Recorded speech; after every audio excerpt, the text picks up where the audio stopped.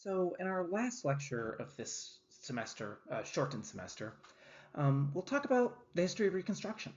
And so, where we left off, emancipation happened throughout all the United States in 1865, and suddenly, millions of people gained their freedom for the first time in their lives. And so, what did this wrought on the country? And really, what began was probably one of the greatest experiments that the United States ever conducted. And the experiment was an experiment in multiracial democracy and at least political and attempts at social equality in the United States between 1865 through 1877. And this period of Reconstruction fundamentally changed the United States, changed what the nation was about, and changed what the nation would aspire to. Because even though Reconstruction did not last, eventually multiracial democracy was eroded in the South over the course of many decades, to the point where in 1900 you have the beginning of Jim Crow segregation. It still greatly improved conditions in the U.S. and more importantly, became a period in time for people to aspire to, for civil rights leaders to look back on in the 20th century and say, we want to build on what was created in Reconstruction, and we want to bring full equality to the country. And eventually culminating in the civil rights movement, which effectively finished the unfinished revolution of Reconstruction, and inaugurated a real the multiracial democracy that we have today. And so I would argue this is sort of one of the most important times in American history, and we really can't understand the U.S. today without understanding Reconstruction and the Reconstruction amendments. Um, so with that, let's get into this. So following emancipation in 1865, there was a movement of peoples really throughout the nation and throughout the South. And because for the first time, enslaved peoples had freedom of movement. They could leave places now as free people. They could choose to go wherever they wanted. And we forget under slavery, it, you weren't just forced to work, you were stuck in a place, right? You were not allowed to leave the plantation you worked without passes. And so this greatly restricted the ability of people to really travel where they wanted to.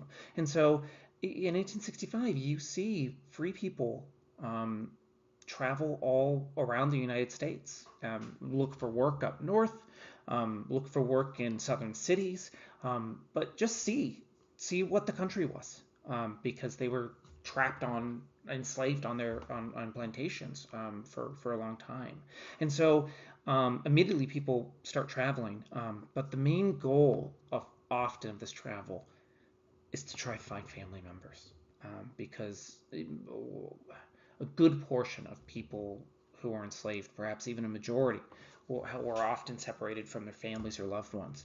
And so there are heartbreaking stories of, essentially in 1865, 1866, 1867, of people trying to reunite families, figure out where people are. You have newspaper postings of, does anyone know, say for instance, Sally, she lived on this plantation, she was enslaved by this person, does anyone know of her whereabouts? And you had hundreds, thousands of these advertisements in newspapers as people try to find their lost family members. And so for the first year, people are running around trying to find family. And but pretty quickly in 1866, 1867, people settle down. They figure out sort of where they want to live. Often people live near the areas they were enslaved at. It turns out that lots of people actually didn't really want to move. What they wanted was their own land that they could farm. And sometimes people were successful in getting that. Other times, African Americans were forced to work as sharecroppers, but that was still significantly better than the system of slavery. And under period of Reconstruction, and with the U.S. Army um, still in the South, um, they could appeal to higher authorities to make sure they're getting their fair wages from sharecropping. And so what you have is a time of incredible building of community. People established churches all throughout out the South, black churches. The people establish schools, and those are the first two things that get established: local church, local school, and people start building communities in the South. And um, these communities were incredibly vibrant. And the goals of many black communities were to try to increase literacy rates. Because again, under slavery, people were not allowed to read. People were banned from learning how to read. And so um, education became an incredibly important thing for people around this time. And so it's pretty remarkable. Just within a decade, you see literacy rates jump by 40-50% overnight as black communities build schools and churches. And anti-slavery white Northerners come down often, and free African Americans who are free in the North as well, come down and help in this process of Reconstruction and serve as teachers in these schools often, and also open businesses, serve as politicians, and you really do have the inauguration of a multiracial democracy in the American South in this time. And part of the reason for this is that construction of communities, as African American communities, really start to build their own neighborhoods, that and exercise the freedoms that were denied to them for hundreds of years. And in this, they had allies. So there was a organization that was established called the Freedmen's Bureau. And here's actually a painting of a Freedmen's Bureau office in Tennessee. And the Freedmen's Bureau was a bureau established by the federal government, which would have agents all throughout the American South. And the goal of the Freedmen's Bureau was to essentially help people get their life started, as they were becoming as they were newly freed. And so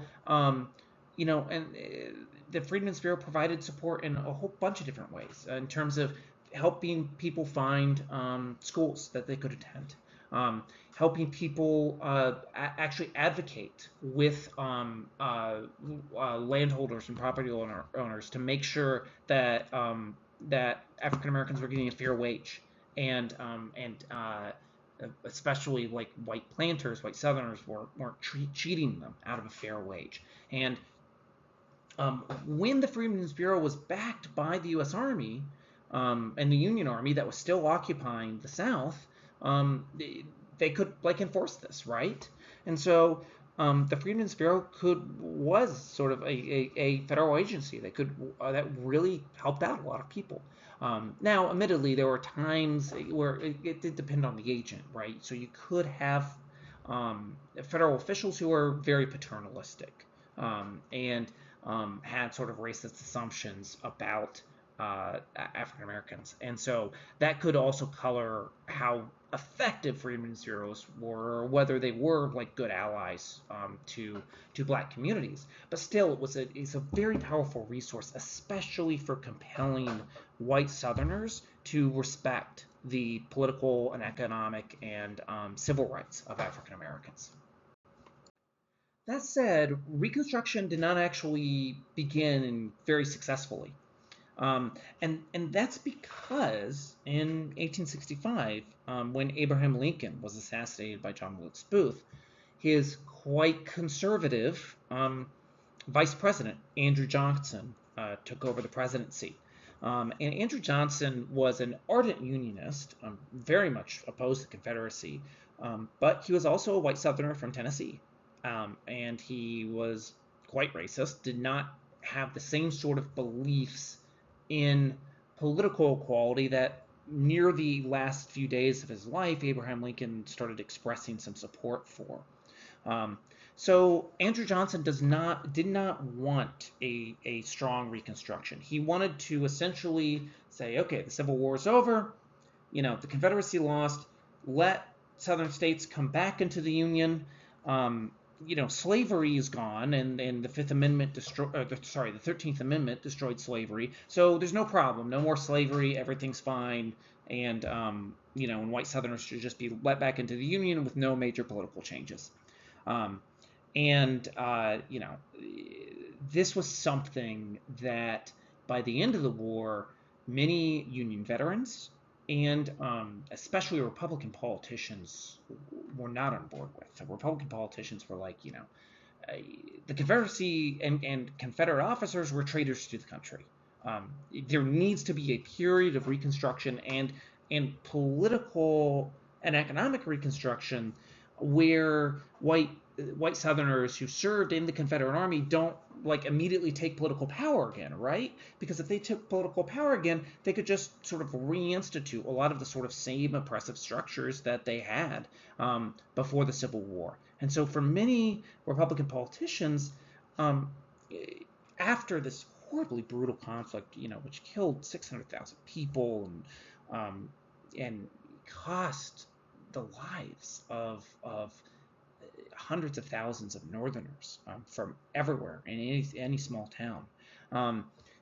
White Northern Republicans were just like, no, there has to be some not just punishment, but there has to be some change in the political system in the South. We cannot let things go back to the way they were. But Andrew Johnson doesn't believe that. So Johnson was mainly concerned with kind of having the white planter class sort of grovel at his feet. And so he starts allowing these amnesties where he will sort of forgive members of the Confederacy, prominent members of the Confederacy in terms of the politics and in the military, give them forgiveness and allow them restoration of their voting rights.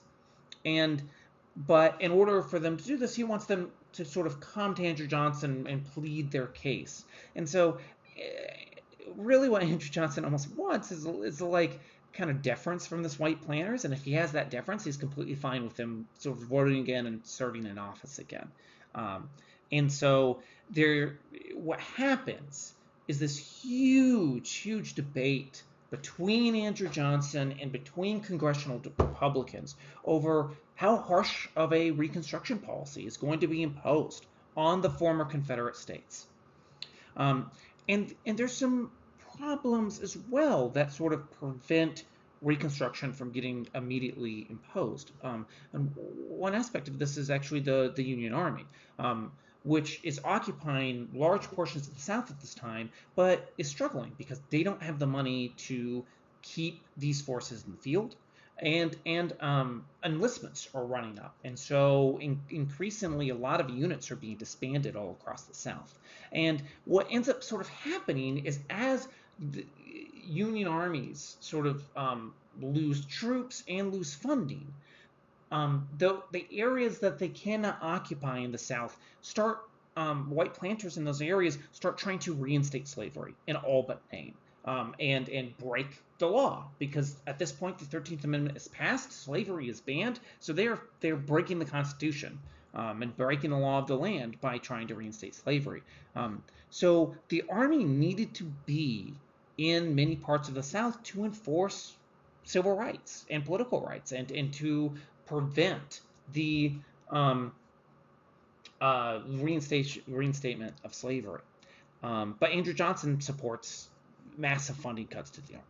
And so there begins this huge debate between Andrew Johnson and Congress over what's going to happen in Reconstruction. And basically Congress wins this debate. Congress overrules a lot of Andrew Johnson's vetoes of congressional Reconstruction.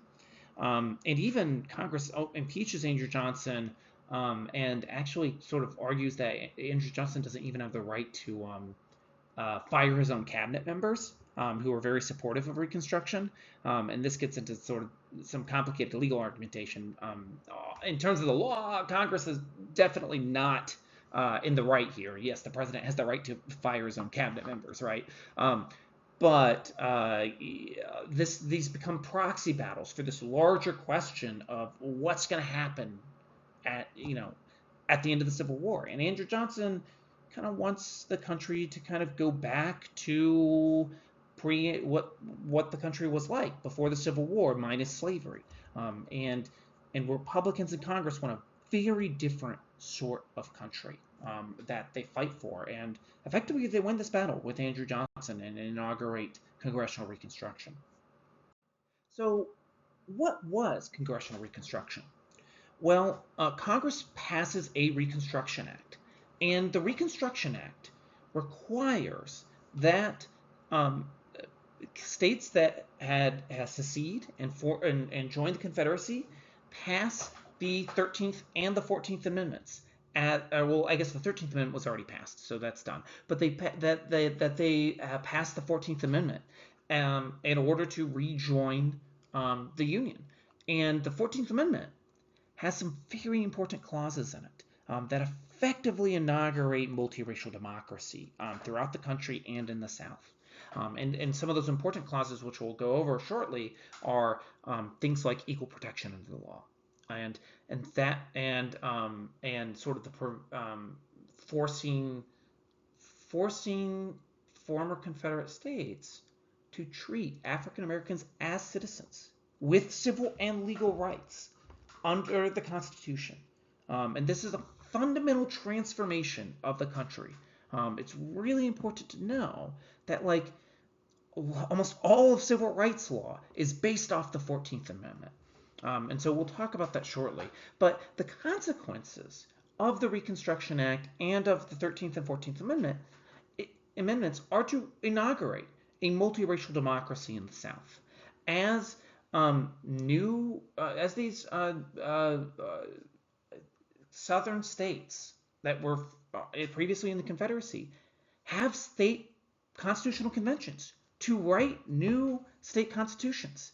And these state constitutional conventions are not only intended by white politicians, but also black politicians. And African Americans get directly involved in the political process. And fundamentally write these incredibly progressive, at the time, state constitutions that effectively establish African American voting, black and equal voting in the South for all men. Again, women at the time push for women's suffrage, and they're not able to convince people to support it. Eventually,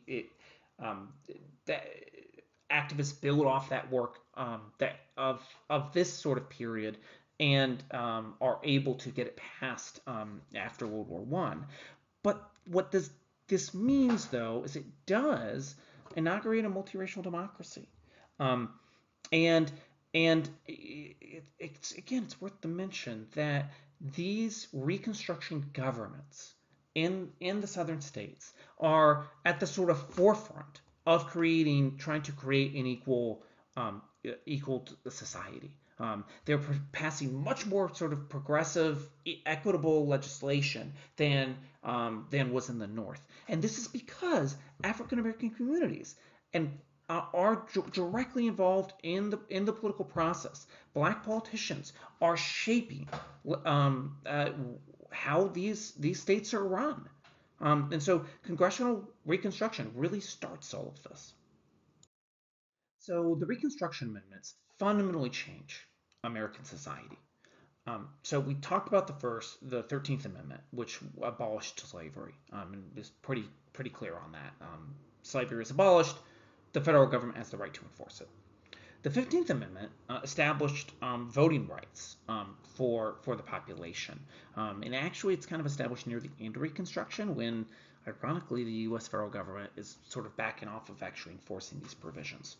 The 14th Amendment is really the most important amendment of the Reconstruction amendments because it fundamentally changes the United States and what it is. And it changes especially how the federal government can enforce civil rights legislation and becomes responsible for ensuring that American citizens have civil rights in the country, as opposed to this being enforced on the state level.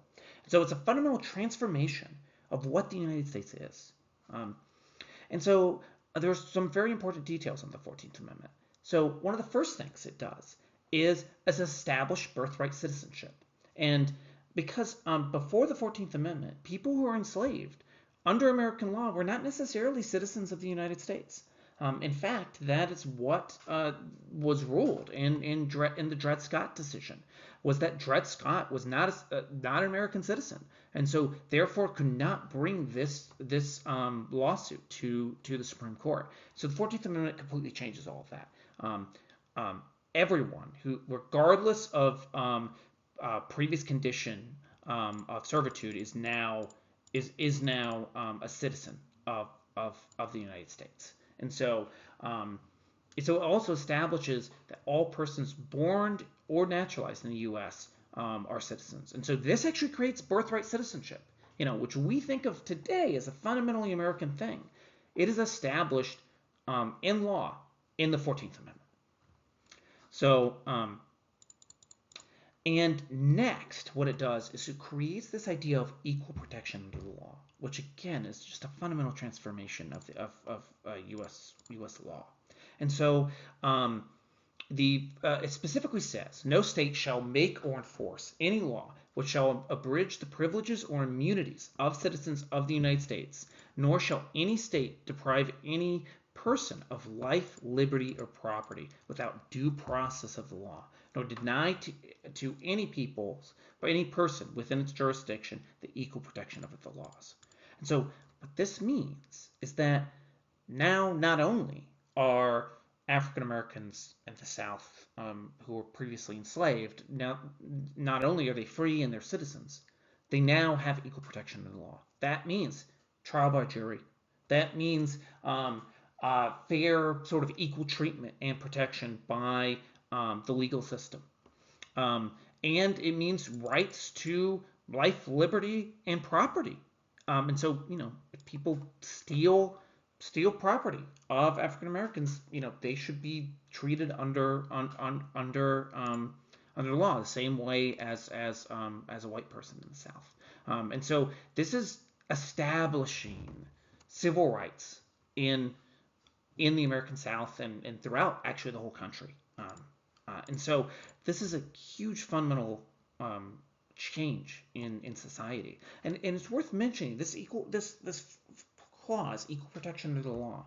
This is what civil rights leaders in the civil rights movement use to establish modern day civil rights law in the 20th century, in the 1960s. And so the 14th Amendment is crucial to the civil rights movement in order to give them essentially a legal vehicle to push for civil rights throughout the country. So this is incredibly important.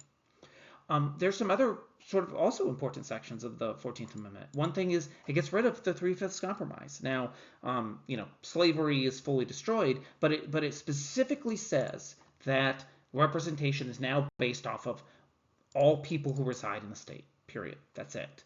And that if states attempt to go against this, but as in terms of the right of to vote in any election for the choice of electors for president and vice president of the United States, representatives of Congress, the executive and judicial officials of a state, or the members of the legislature thereof, so the members of that state legislature, is denied to any of the male inhabitants of such state being 21 years of age and citizens of the United States, or in any breed abridged, that the basis of representation therein shall be reduced in the proportion which the number of male citizens shall bear the whole number of male citizens 21 years of age in such state. So what is this saying is, if you, this is saying to former Confederate states, if you prevent African Americans from voting in elections, you're going to have your representation docked in the House of Representatives. And so this is creating an enforcement mechanism that the right to vote is sacrosanct, right? The other sort of very interesting clause in this, um, there's a small little exception. And the exception is to people who, quote, except for participation in rebellion or other crime. So what they're doing here is they're writing in to the 14th Amendment that it is okay for these new Reconstruction governments in the South to pass laws that ban that get rid of voting rights for people who fought for the Confederacy or participated directly in the political process of the Confederacy. So Confederate disenfranchisement laws, or laws that disenfranchise former members of the Confederate Army or of the Confederate political institutions, are legal under this law. And so this is sort of creates the basis for these Reconstruction governments to function. Um, and then lastly, just sort of another interesting note of the 14th Amendment. Again, this is I'm going on about this, but it is an incredibly important amendment. Section 3 says no person shall be a senator or representative in Congress or elector of president or vice president or hold any office, civil or military, under the United States or under any state who have previously taken an oath as a member of Congress or as an officer of the United States or as a member of any state legislature or as an executive or judicial officer of any state to support the Constitution of the United States shall have engaged in insurrection or rebellion against the same or given aid or comfort to the enemies thereof. But Congress may, by a vote of 2/3 of each house, remove such a disability. So people who have engaged in insurrection or rebellion against the United States, according to this amendment, shall not be able to legally hold a federal office. And so, or a state office, actually. And so what this is doing is, at the time, Republicans are very concerned, and really any northern politician is very concerned that members of the Confederacy might try to be elected president, right? That Jefferson Davis, president of the Confederacy, Alexander Stephens, vice president, people who engaged directly in rebellion against the federal government might use their political or military careers from the Confederacy to try to gain power in the United States and overturn Reconstruction. This amendment, this section of the amendment, specifically says people who have rebelled against the United States are not allowed to serve in federal office. So, there's some pretty relevant portions of the 14th Amendment that, have important consequences up until the present day. And so, again, what this is a fundamental transformation of the United States, and as many historians argue, a inauguration of the Second Republic of the United States, as these amendments change the balance between federal government interaction with American citizens and the balance of federal and state power. This is not going to be a country where states have a lot of independent power and can kind of do whatever they want and tear apart a country to lead to a horrible civil war. This is going to be a country where the federal government now has power to enforce civil rights and the rights of American citizens, which include almost everyone residing in the country. So this is effectively creating a new nation. So what actually happens in some of these new Reconstruction governments in the South? Well, as we already mentioned, multiracial democracy is established in southern states. So African Americans start political organizations, including these things called union leagues, where African Americans will meet in have these large meetings, elect representatives for union leagues, and then these union leagues will often be connected to the political system, and people who are leaders in these union leagues might run for state representative, and to advocate for the things that Black communities wanted in these newly reconstructed states. And so what were some of those things? Well, I already mentioned public education literacy, and indeed, one thing these new Reconstruction governments do So they established the first public schools in the South. So prior to Reconstruction, prior to the Civil War, um, almost no governments in the South had public education. You would have these private boarding schools sometimes, but you did not have mass public education. And this gets established in Reconstruction. Um, as African Americans say, we not only want to educate ourselves, we want to educate our children, and we want to make sure our grandchildren and our great grandchildren can receive an education. Um, and so public school systems are established. And what do public school systems need? Well, they need funding. And so these Reconstruction governments start imposing taxes um, on plantation owners, on farmers, to fund public schools for the civic good, for the public good. And so if you want to, if you got educated in a public school, thank Reconstruction for creating the conditions for that to happen, at least in the American South. So these are some really important things that we think of as in terms of what we think of in terms of modern society. They start from these Reconstruction governments. The other thing they start to do is establishing labor protections for people who are sharecroppers, for people who don't own their own land but are farming on rented land. They establish protections for those people, and they say, if you are a sharecropper, you have a right to be paid fairly for your work on these fields. You have a right to be paid a fair your fair share. You also have a right to switch employers. Employers cannot, through contracts, force you to keep working against your will. And so they establish important labor protections that start to create a system of free labor in the American South. And this was very important to Republican politicians in the North who strongly believed in a free labor system. I mean, that was one of their main critiques of slavery, is that it created forced labor. And under forced labor, people could not couldn't choose their own professions, couldn't choose their own jobs. And so this was a very important point where both African American communities in the South, and as well as white Republicans who moved to the South, had a strong agreement over these labor protections. These governments also subsidized railroad building and tried to increase transportation networks in the South. And railroad subsidies were something that Democrats very much opposed at the time, and former Confederates very much opposed. They thought there was a lot of corruption with these subsidies for the railroads, and to be honest, there probably was. But that corruption was in all levels of politics, nationwide.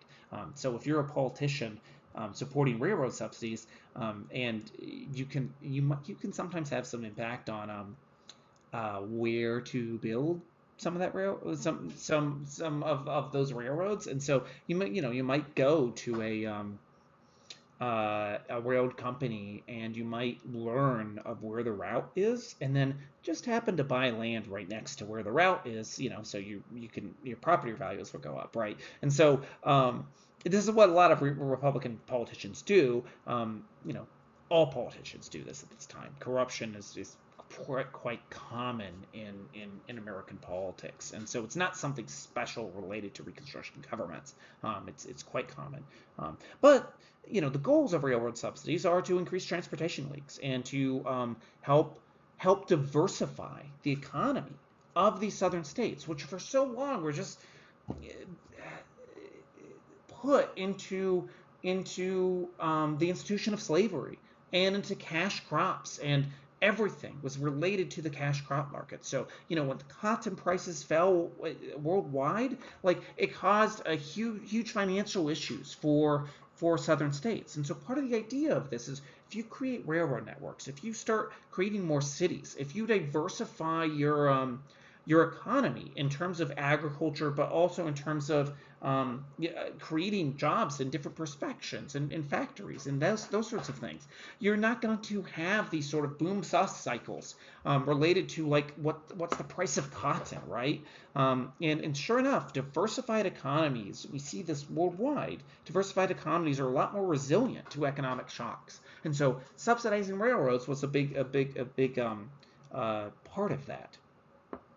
Um, but African Americans also support, and black political leaders support anti-segregation laws. And so, for the most part, these laws are sort of too far to be passed in many of these different states. And so, while white Republicans and white Republican politicians who moved and lived in the South at this time, supported stuff like public education, civil rights laws, that sort of thing. They often did not support anti-segregation laws. However, they actually do get passed in a few of these states. In South Carolina, anti-segregation laws are passed, and public schools are even integrated.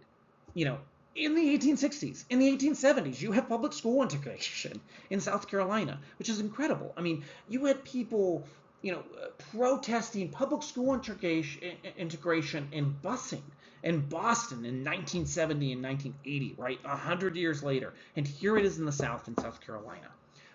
So it's really important to understand these black Reconstruction governments, or these Reconstruction governments controlled by often black political leaders, are some of the most progressive, are some of the most progressive governments, really in the United States at this time. And and I really, when I said the phrase "Black Reconstruction governments," that really is that's a strong misnomer. It really these governments were in fact multiracial governments, supported often by not only white Northerners who moved to the South to support multiracial democracy, but also supported by some white Southerners as well. And in fact, African Americans make alliances with Unionist white Republicans, who lived in Arkansas, lived in Tennessee, in Alabama, and Texas, and lived in areas in the hills that often these communities did not like plantation agriculture. They hated white planters, and so you actually have um, uh, multiracial political coalitions passing stuff like public education laws, passing subsidies of railroads, creating new multiracial democracies that try to create policies for the public good. Um, However, it is important to note that Reconstruction governments in states with African American majorities um, had a lot more sort of leeway to pass laws that were essentially more progressive and more and do more for the public good.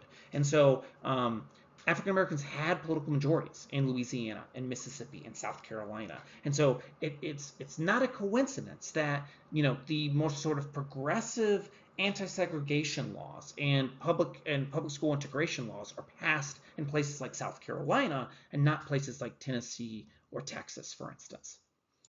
So, how do white Southerners, especially white Southerners who supported the Confederacy, respond to this? Because it's really kind of amazing to think the amount of change that happened in just a few short years. You know, uh, Widespread emancipation occurs in 1864, which effectively destroys slavery institution by 1864 and 1865. And by like 1869, 1868, you're having integrated public schools being formed in South Carolina. That is an incredible amount of social change and political change. And you're having African Americans voting go from being enslaved and having no rights to having full political rights in 5 years. And so this was not going to be allowed quietly by white Southerners who were supporters of the Confederacy. And so, what's their response to this? Their response is primarily violence, and it's terrorism. And so around this time, you have the founding of the Ku Klux Klan by Nathan Bedford Forrest, who was a member of the Confederate Army who engaged in several massacres of black Union troops, including, I believe, one at a Poison Springs. And so the Ku Klux Klan was founded on principles of terrorism, and white supremacy, and imposing white supremacy um, as much as they could in society. And so, what did this terrorism look like? Well, it looked like if black communities went out and voted in an election for Republican candidates, um, these terrorists would go and try to murder people at night, or try to intimidate communities by burning down houses, burning down farms, burning down fields, going out and beating people who do not support white supremacy. And they attack specifically political leaders and leaders of the community, because what they're trying to do is scare African Americans from exercising their rights under the Constitution and under these new Reconstruction amendments. So they engage in significant political violence against African Americans and also against white Republican politicians. It's actually a very dangerous time to be a politician in the American South, as political assassinations occur pretty routinely of state representatives, of even in federal representatives. And so this campaign of white supremacy and terrorism is sort of the counter to a lot of black political participation. So as you start to see like union leagues be created by African Americans, you have the Ku Klux Klan founded, white supremacist groups founded in places like Louisiana and Alabama. And many of the people who participate in this are people who had previously been plantation owners or the sons of plantation owners who lost a lot of their wealth when slavery was abolished, and so want to get revenge by going out and randomly murdering people, and trying to force African Americans into a subservient position in society again. And so this political violence was a major challenge for these Reconstruction governments and for the federal government as well. And in a particularly brutal massacre that occurred in Louisiana in the early 1870s called the Colfax Massacre. A few black Union war vets and black militiamen attempt to defend themselves from this crowd of this white supremacist crowd with guns, and they fire back into this crowd when this crowd is essentially going and trying to kill people.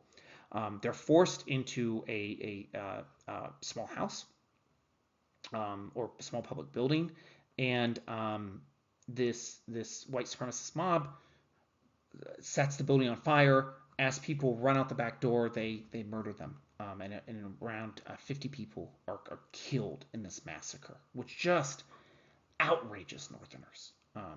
Because these are the same people they fought against literally 5 years ago, murdering their allies and former Union soldiers. And so, from the perspective of many white Northerners, they're like, well, why do we fight the Civil War if former Confederates are trying to effectively reestablish slavery through political violence? And so there's significant anger at this sort of response of white supremacy in the South. And so there's a large federal government response against white supremacy and terrorism. And in the election of 1868, Ulysses S. Grant, the former president, the former general of the Union Army, is elected president.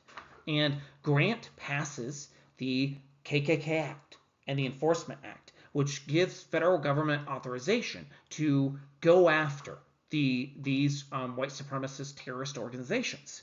And they do. And so through U.S. federal marshals throughout the South, and even through some state governments, they actually attack the Ku Klux Klan. They engage in a policy of trying to root out these terrorists against society. Actually in Arkansas, there's the Arkansas Militia, which is majority black. Under the the leadership of Pal Clayton, who was a Republican governor of Arkansas.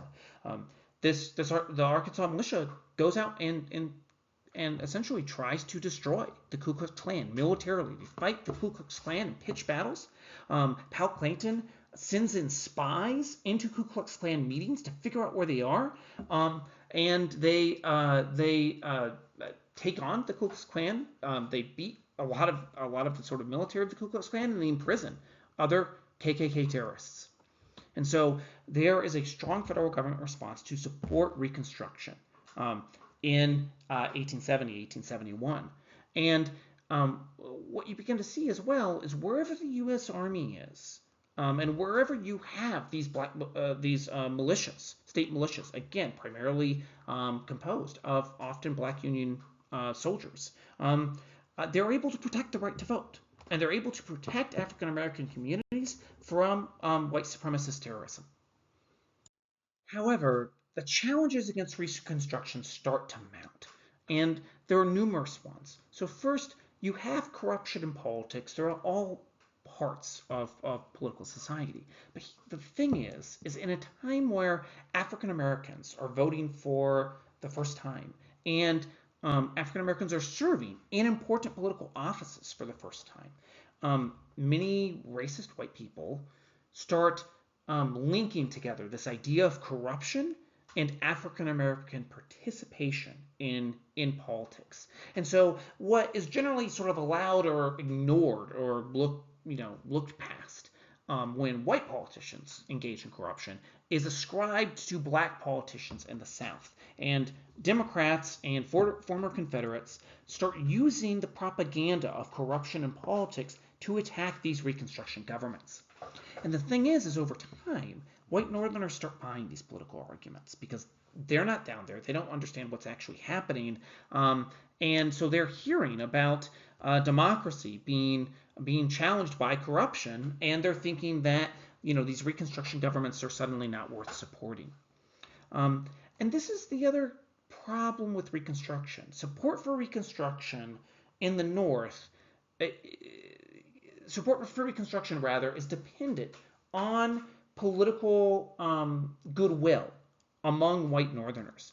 And during the sort of first few years after the Civil War, this isn't a problem because white Northerners are so angry at these former Confederate governments, former Confederate politicians, that they almost engage in this sort of revenge politics where their hatred of the Confederacy and of the horrible war of the Civil War convinces them to, support black political equality. But as time goes on, white Northerners, the anger of white Northerners begins to sort of subside. And with that, their sort of anger subsiding, they also don't have a strong commitment to upholding black political equality. And because upholding voting rights in the South requires significant commitment by the federal government because these are places where African Americans have a majority in South Carolina and in Louisiana and in Mississippi, but they don't in all the rest of the former Confederate states. So if you're going to support Reconstruction governments, you need federal support, and you need also military support to fight against the Ku Klux Klan, and that costs a lot of money, and that costs a lot of effort, and it's a major commitment of the federal government. And so there begins to be almost like a movement in among white Northerners that, like, okay, by 1873, 1874, look, it's time to move on. We need to move past the sort of issues of the Civil War. And so as that sort of commitment starts to wane, political support for Reconstruction starts to wane as well.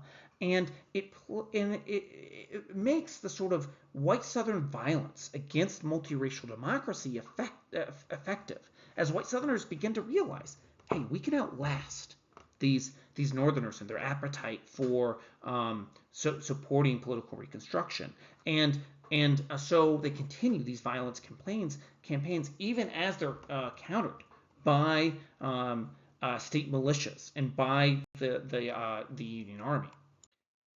And so by the mid 1870s, there was a collapse in support for Reconstruction and for these Reconstruction governments.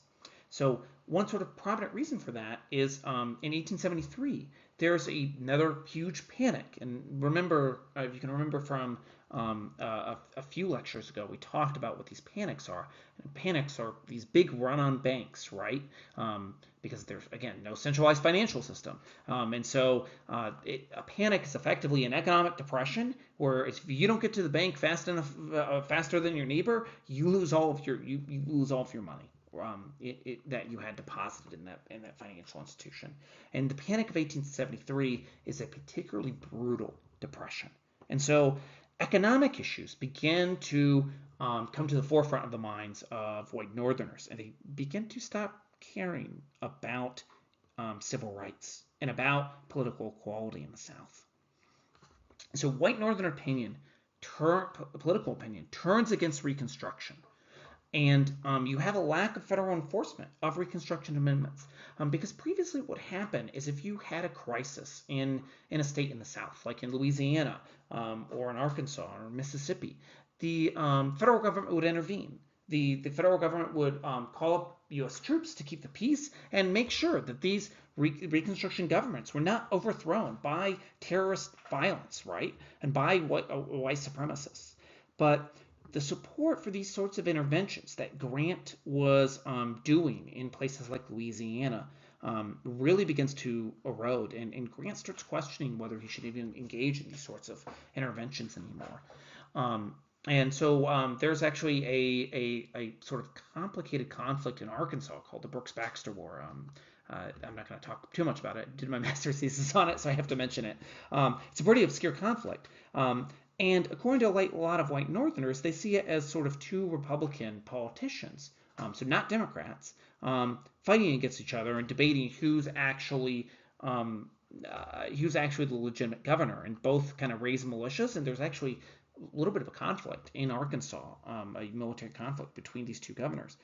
The thing is, though, if you really sort of look into the details on the situation, one person, Brooks, was very much supportive of African American civil rights, and Baxter sort of turns his back on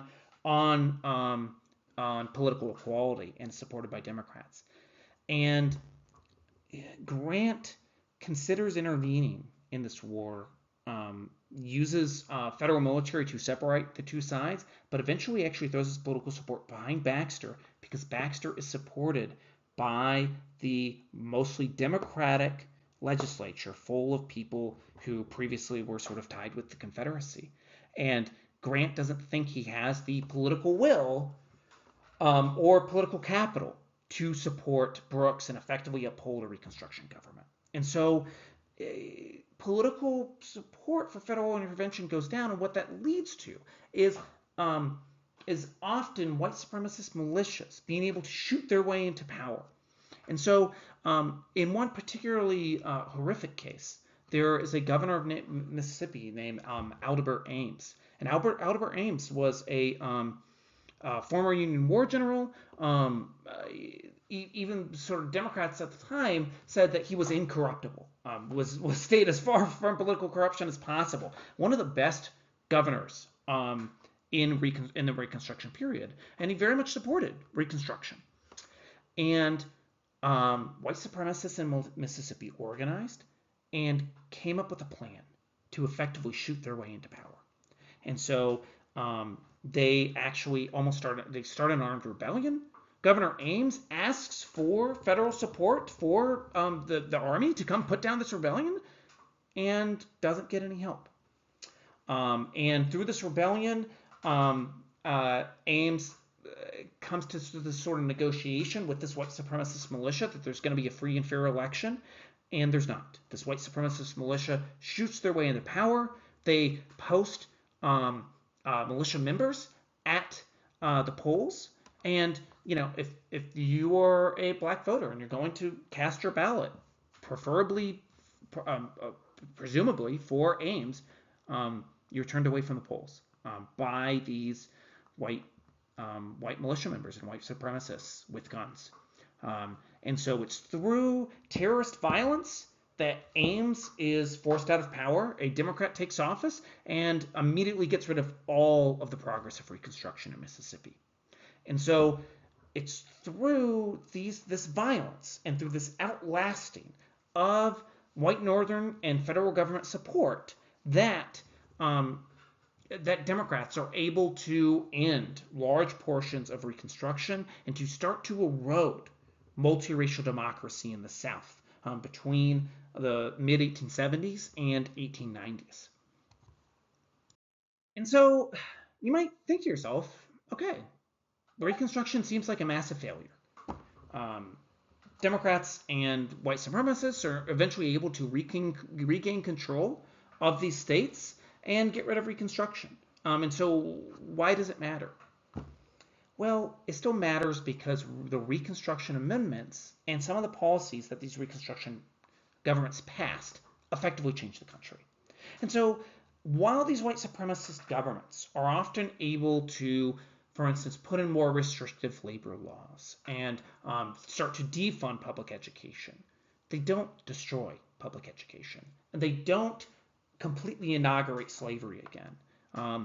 The Jim Crow segregation that's eventually established in 1900 after sort of a lot of sort of complicated political movements, including the populist movement, which we will not be going into today.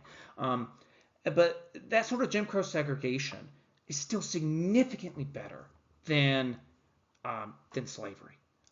And African Americans still have some degree of civil rights, even though political rights get eroded by the early 1900s.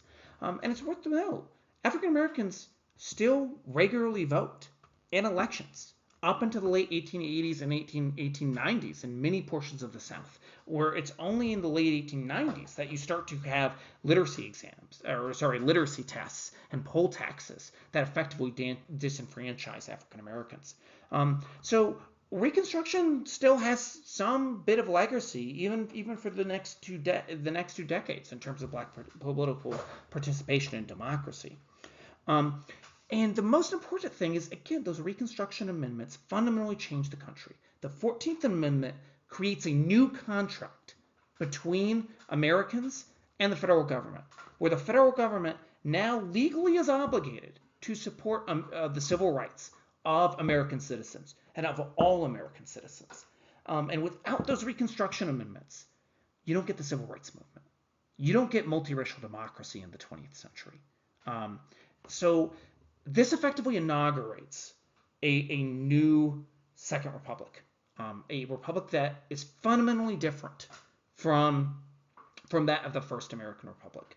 The questions of the First American Republic are not about civil rights and are not about citizenship. The questions of the First Republic are how do you have a republican form of government compared to a hierarchical monarchical form of government? Issues of slavery are swept under the rug, and there's questions of state-federal power. We still have some of these questions today, but the big questions of the United States today are that of political, economic, and legal rights, of who is a citizen and what are American citizens entitled to. And what inaugurates those questions and what inaugurates this huge debate is Reconstruction. We are living with the legacy of Reconstruction and the legacy of the Second American Republic. And it also establishes multiracial democracy as an ideal. Multiracial democracy becomes the main ideal that the United States strives for. And so Reconstruction is fundamentally important to understanding why the United States is what it is today. So Reconstruction really, in its own way, was an unfinished revolution. It created the ideals of a multiracial democracy, but in the end it doesn't fulfill them. And the limits of Reconstruction were quite clear. It was overthrown by white supremacist violence, and it was overthrown by white Northern apathy. And there were also strong limits within Reconstruction itself. It did not give the right to vote to women. It excluded Native Americans from the idea of citizenship. And And it also, Reconstruction era was also a time of significant U.S. expansion to the West and wars against Native American nations and the failure to respect Native sovereignty. And so there were many problems with these governments at the time and with the policies of Reconstruction. But it set into place these ideals of a multiracial democracy. And the debates that occurred because of that in the Second American Republic lead directly to the fulfilling of, of a multiracial democracy in the United States. And it's fulfilled often through the Civil Rights Movement. And so, while Reconstruction had, for instance, policies did not sort of address issues of settler colonialism or U.S. expansion against Native nations, Native American leaders used the ideals and the rhetoric of Reconstruction in order to advocate for their own goals and for their own civil rights. So one prominent leader was Elizabeth Paratrovich, who was a Tlingit who lived in modern-day Southeast Alaska. And she actually advocated for equal protection under the law, for the end of Jim Crow segregation in Alaska in the 1940s, before Alaska was even a state, as it was a territorial government at the time, because Alaska had actually established Jim Crow segregation against Alaska Natives, preventing where you'd see the same sorts of signs against Alaska Natives that Jim Crow governments in the South employed against African Americans. And so Elizabeth Paratrovich argued for civil rights for Alaska Natives, and did so on the basis of equal protection of the law, on the basis of the Alaska territorial government applying the Bill of Rights to all people. And it's through her activism and the activism of other Alaska Natives that the territory of Alaska was the first territory and or U.S. state to end and abolish Jim Crow segregation and establish civil rights for all in Alaska. Similarly for the civil rights movement, for Martin Luther King and other black civil rights leaders, used the sort of legal basis of the 14th Amendment to argue that the federal government should intervene to protect and to ensure civil rights for all in society. And then lastly, the civil rights movement established principles of birthright citizenship, which not only secured civil rights for people who had already lived in the United States, but secured civil rights for immigrants and allowed the assimilation of immigrants into a multi-ethnic, multicultural, multiracial democracy. And so it's through these legacies of Reconstruction that we have the United States we have today. And if I want you to sort of take away anything from this class, it's that the destruction of the First Republic in the Civil War and the creation of the Second American Republic is a fundamentally important part of American history.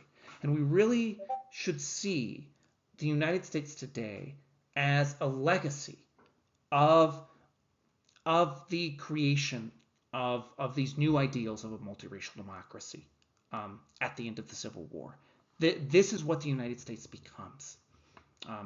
And so, unfortunately, this is sort of where the class ends. I would love to sort of continue with you and look at all the sort of different things that happen from 1877 all the way to the present, and how the United States sort of fulfills these ideals of becoming a multiracial democracy, or striving for one, at least up until today. But you'll have to take another history class for that. Modern American history is being taught next fall if you're interested. So thank you very much. It was great to have you all on the course. I very much really enjoyed reading everything you all wrote. And yes, I hope you enjoyed this course, and wish you all the best and a wonderful summer. So thank you again. Have a wonderful day.